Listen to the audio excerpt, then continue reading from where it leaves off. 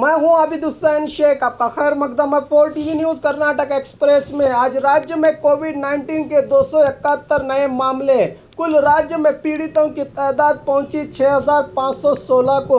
आज बल्लारी में सबसे ज़्यादा 97, बेंगलुरु सिटी में 36, उडुपी में 22, गुलबर्गा में 20, धारवाड़ में 19, दक्षिण कन्नड़ में 17, बीदर में 10, हासन मैसूर में 9, तुमकुरु में 7, शिवमोगा में 6, रायचूर उत्तर कन्नड़ में 4, चित्रदुर्ग रामनगर में 3, मंडिया में 2, बेलगावी बीजापुर कोलार में 1 मामला पॉजिटिव आया है। अब तक 3440 लोग सेहतयाब हुए हैं। 2995 लोगों का इलाज चल रहा है और 79 लोग अब तक इस वायरस का शिकार हो चुके हैं।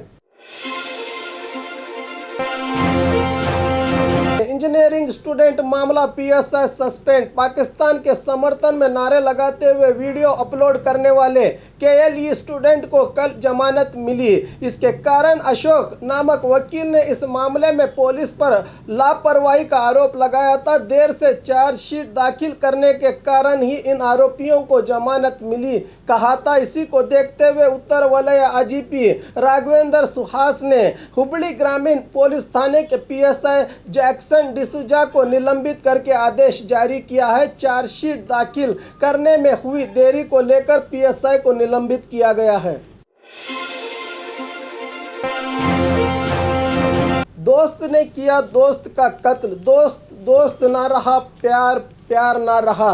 किसी फिल्मी कहानी के इसी गाने की तरह एक लड़की के खातिर अपने जिगरी दोस्त को ही कत्ल करने की घटना गुलबर्गा जिला अफजलपुर तालुका के अतनूर ग्राम में घटी है। बताया जा रहा है कि देवल घानगापुर में मल्लू पुजारी गैरेज में काम करता था और शिव कुमार सालून के वेल्डिंग का काम करता था। इन दोनों में गहरी दोस्ती थी।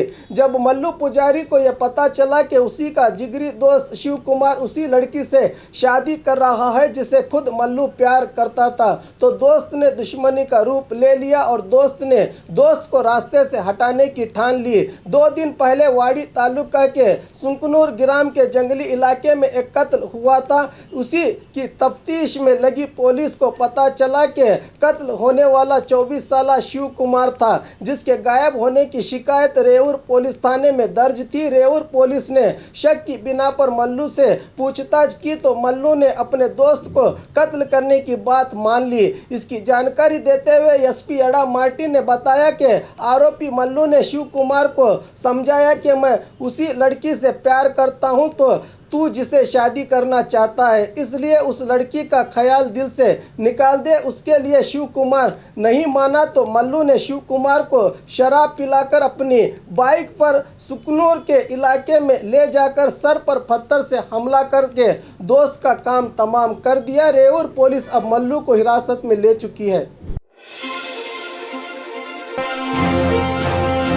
गदग जिले में एसीबी की रेड। आज अलग सुबह ही एसीबी अधिकारियों ने बागलकोट के वाटर बोर्ड में सेवारत असिस्टेंट एग्जीक्यूटिव इंजीनियर हनुमप्पा परभनवर के गदग के जाति मकान और बागलकोट के किराए के मकान पर एक साथ रेड करके तलाशी ली जा रही है। आय से ज्यादा की संपत्ति को लेकर यह रेड की गई है। अब तक 2 लाख रुपया नकद, सोने चांदी के जेवरात जब्त किए जाने की जानकारी मिली है। बताया जा रहा है कि गदग, धारवाड़ सहित लाखों की कीमत के 11 साइट के ये मालिक हैं। एंटी करप्शन ब्यूरो डीवाईएसपी वसुधरन के नेतृत्व में ये कार्रवाई चल रही है। ग्रामस्थों की नींद उड़ाने वाला तेंदुआ आखिर पकड़ा गया। बेंगलुरु ग्रामांतर जिला नेलमंगला के सिगेपाल्या में पिछले कुछ दिनों से 8 साल के एक तेंदुए ने ग्रामस्थों में आतंक फैलाया था। रात के समय ये ग्राम में घुसकर जानवरों का शिकार कर रहा था, जिसके कारण अरण्य विभाग के अधिकारियों के लिए भी इसको दबोचना एक चुनौती बन गई थी। अधिकारी कई दिनों से जाल बिछाकर इसका इंतजार कर रहे थे कि आखिर वो दिन आ ही गया। तेंदुआ पिंजरे में कैद हो गया। अब ग्रामस्थ चैन की सांस ले रहे हैं। दाबसपेट पुलिस थाने में शिकायत भी दर्ज हुई है। नमाज पढ़कर मस्जिद से बाहर आए व्यक्ति पर हमला, इलाज कारगर न होने पर मौत। नमाज पढ़कर जैसे ही अंसर पाशा नामक 50 साला व्यक्ति बाहर आया तो दुष्कर्मियों ने तेजधार हथियारों से हमला कर दिया। यह घटना बेंगलुरु के गुरप्पनपाल्यम में घटी है। घायल को अस्पताल ले जाया गया जहां इसकी मौत हो गई। बताया जा रहा है कि मृतक अंसर पाशा रियल एस्टेट का बिजनेस करते थे। 7 घंटे पुलिस दुष्कर्मियों की तलाश में जुटी है। चिंतामणि तालुका अंबाजी दुर्ग के ऊपर पेट की जामिया मस्जिद में कोविड-19 वायरस के कारण एहतियात बरतते हुए नमाज अदा की जा रही है। मस्जिद कमेटी के अध्यक्ष एम शफी सेक्रेटरी मोहम्मद इसाक अहमद ने बताया कि हर रोज़ इशा की नमाज के बाद सैनिटाइजर से मस्जिद के अहाते को साफ किया जा रहा है। 10 साल से कम उम्र के बच्चे और 60 साल से ज़्यादा उम्र के बुजुर्गों को मस्जिद में आने से रोका जा रहा है। सर्दी, खांसी, जुकाम के शंकितों को भी मस्जिद में आने की अनुमति नहीं दी जा रही। मस्जिद के तमाम शौचालय और वजू खानों को बंद किया गया है। नमाजी घर से ही जा नमाज लेकर वजू के साथ मास्क पहनकर मस्जिद पहुंच रहे हैं। मस्जिद में सोशल डिस्टेंस के साथ सिर्फ फर्ज अदा की जा रही है। इस मौके पर मस्जिद कमेटी के मेंबर एम सिराज, शैफुल्ला वगैरह भी मौजूद रहे। कोलार सब रजिस्ट्रार दफ्तर में चोरी, अहम दाखिले उड़ा ले जाने की शंका। कल रात कोलार के सब रजिस्ट्रार दफ्तर में चोरी की घटना घटी है। अनुमान लगाया जा रहा है कि दफ्तर के दाखिलों में हेराफेरी करने के लिए चोरी की गई होगी। साथ ही दफ्तर के सिब्बंदियों को भी इस चोरी में शामिल होने की शंका जताई जा रही है। हर सरकारी दफ्तर में सीसीटीवी के कैमरे लाजमी तौर पर होते हैं। इस रजिस्ट्रार दफ्तर में एक भी कैमरा नहीं लगाया गया है। मौके पर पहुंचे एडिशनल एसपी जानवी और फिंगरप्रिंट एक्सपर्ट, क्या पुलिस चोरों को ढूंढ पाएगी? एक बड़ा सवाल बना है। बहुत जल्द दरगाह के लिए होगी एडमिनिस्ट्रेशन की नियुक्ति। इम्तियाज पाशा। चिंतामणि तालुका के निमकायल हल्ली के हजरत सैयद जलाल खाकी शाह मौला बाबा दरगाह कमेटी के मियाद पूरी हो चुकी है। जल्द ही वक्फ बोर्ड की ओर से यहां एडमिनिस्ट्रेशन को नियुक्त किया जाएगा। इसकी जानकारी देते हुए चिकबल्लापुर जिला वक्फ बोर्ड के अध्यक्ष इम्तियाज पाशा ने बताया कि कुछ लोग वक्फ बोर्ड अधिकारियों पर दबाव डालकर फिर से कमेटी की रचना की कोशिश कर रहे हैं। ये ठीक नहीं है। दरगाह के मामले में सियासत करना ठीक नहीं है, कहा अध्यक्ष ने।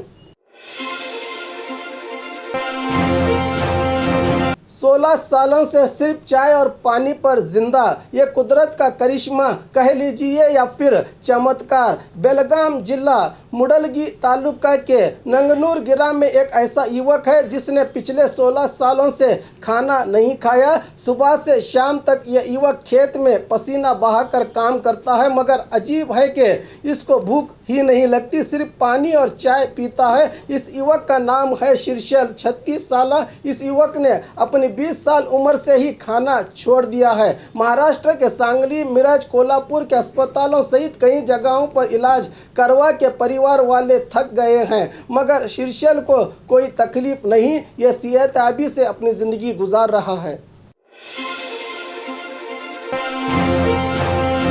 हावेरी जिले में कानून का उल्लंघन, यात्रे में बैलगाड़ियों की रेस। कोविड-19 वायरस से सरकार और अधिकारियों के होश उड़े हैं। कार्यकर्ता दिन रात काम कर रहे हैं, फिर भी ये वायरस है कि नियंत्रण में नहीं आ रहा। मास्क और सोशल डिस्टेंस का डंका बजा रही सरकार, मगर जनता मस्त मलंग है, अपने मन की ही करती है। हावेरी जिले के करजगी में कानून को परे रखकर बरहम लिंगेश्वर यात्रा मनाया गया। प्रशासन अधिकारियों के विरोध के बावजूद भी सैकड़ों की भीड़ जमा हुई और इस भीड़ में बैलगाड़ियों की रेस का भी आयोजन किया गया। ग्रामस्थों ने तहसीलदार को यात्रा के लिए अनुमति मांगी थी, जिसकी अनुमति तहसीलदार ने नहीं दी थी। फिर भी ग्रामस्थों ने बड़े उत्साह से यात्रा का आयोजन किया। क्या इस पर कार्रवाई की जाएगी? ये एक जनता का सवाल है।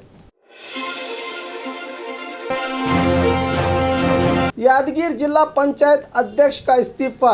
अधिकार अवधि अभी 10 महीने बाकी होने के बावजूद यादगीर जिला पंचायत अध्यक्ष राजशेखर गौड़ा पाटिल ने अपने पद से इस्तीफा देकर सबको चौंका दिया है। यादगीर जिला पंचायत में 12 कांग्रेस, 11 बीजेपी और 1 जेडीएस, कुल 24 सदस्य हैं। बहुमत न होने के कारण कांग्रेस ने जेडीएस के साथ गठबंधन कर लिया था। सामान्य वर्ग के लिए आरक्षित इस स्थान के लिए सियासी सरगर्मियां जोरों पर हैं। अब 10 महीने का अरसा बाकी है, देखना है कि कौन अध्यक्ष बनता है।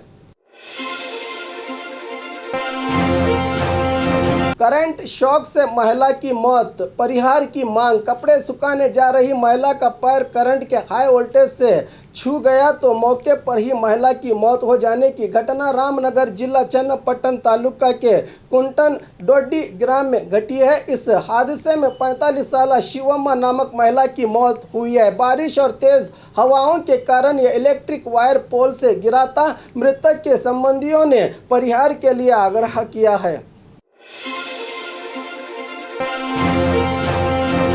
कृष्णा नदी में मछली पकड़ने गए 2 मछुआरे लापता। कल शाम मछली पकड़ने कृष्णा नदी में उतरे 2 मछुआरों के गायब हो जाने की दुर्घटना बीजापुर जिला कोलार तालुका के सिद्धनाथ ग्राम में घटी है। कल शाम मूसलाधार बारिश और तूफानी हवाओं के बीच इनकी बोट नदी में डूब गई तो अक्षय लमानी ने तैरकर किनारा पा लिया, मगर 35 साल परशुराम लमानी और 38 साल रमेश लमानी पानी में डूब गए।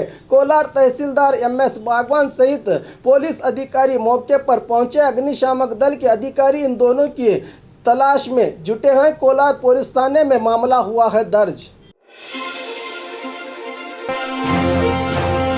रायचूर के कोविड-19 अस्पताल में डॉक्टर्स के विरुद्ध शंकितों का आक्रोश। कोविड-19 वायरस को देखते हुए रायचूर के बाहरी इलाके में स्थित ओपेक अस्पताल को कोविड-19 अस्पताल बनाया गया है। यहां वायरस शंकित लोगों को रखा गया है, मगर जांच रिपोर्ट की जानकारी और सही इलाज न करने की शिकायत को लेकर इन शंकितों ने अस्पताल के डॉक्टर्स और सिब्बंदियों से झगड़ा करके हंगामा किया और अस्पताल से बाहर जाने के लिए निकल पड़े।